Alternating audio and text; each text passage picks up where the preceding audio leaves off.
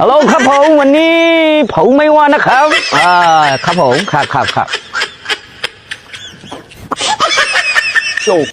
ว์เฮ้ยอันนี้เขาขายว่ะพม่าดีกว่าเฮ้ยอันนี้หน่อยสิของอะไรคุณพม่าพี่คุณพม่าโอ้โหทำไมนั้นละจันเลยว่ะนี่อะไรอ่ะอันนี้อะไรโอ้ธนาคารพี่ธนาคารอันนี้ธนาคารใช่พี่แปลว่าภาษาพม่าธนาคารธนาคารเข้าใจแล้วไปไหนวันนี้ไปไหนคุณมาดิตึงเงจินสิตัวบุพี่อะไรนะตึงเงจินโอ้ตึงเงจินอะไรวะแปลว่าอะไรพี่ไม่เข้าใจวะตึงเงจินเลยอ๋อโอเค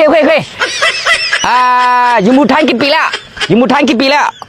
อยู่หมู่ไทยกี่ปีแล้วตั้งแต่3月ပဲရှိသေးတယ်พี่3月3วันโอ้3วันเหรอโอเคก็ดูพาสปอร์ตหน่อย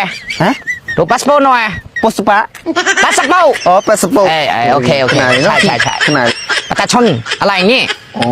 ขนาดไม่มีก็มุดโดนแน่นะขนาดนิ้วไม่มีก็มุดโดนแน่นะดีมาได้ใช่ไหมพี่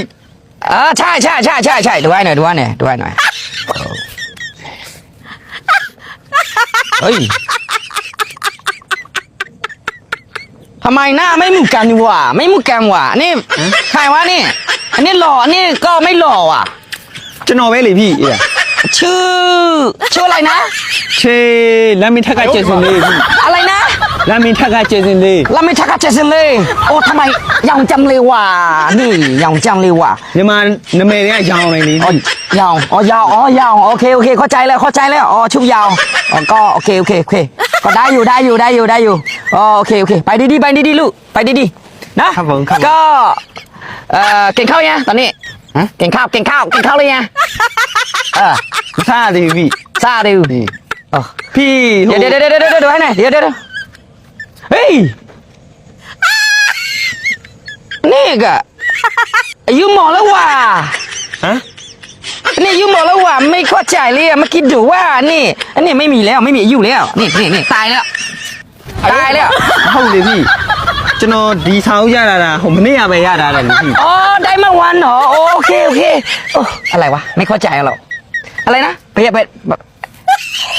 မနေ့ကပဲရတာလေพี่มันนี่แปลว่าอะไรนะမနေ့ကလေมันนี่อะไรอ่ะพี่ไม่เข้าใจစာအုပ်မနေ့ကပဲရတာท้ายของแต่ละ3ရက်ပဲရှိတယ်เข้าใจแล้วได้เมื่อวันใช่ไหมโอเคอันนี้มีกระเป๋าโดนหน่อยอันนี้อะไรจ้าไอ้กะเลยพี่อะไรนี่อะไรอ่ะใส่ไงสิเข้าใจแล้วมอเตอร์ไซค์โอเคเก็บไปแล้วก็นี่พงพี่พงโอเคเข้าใจแล้ว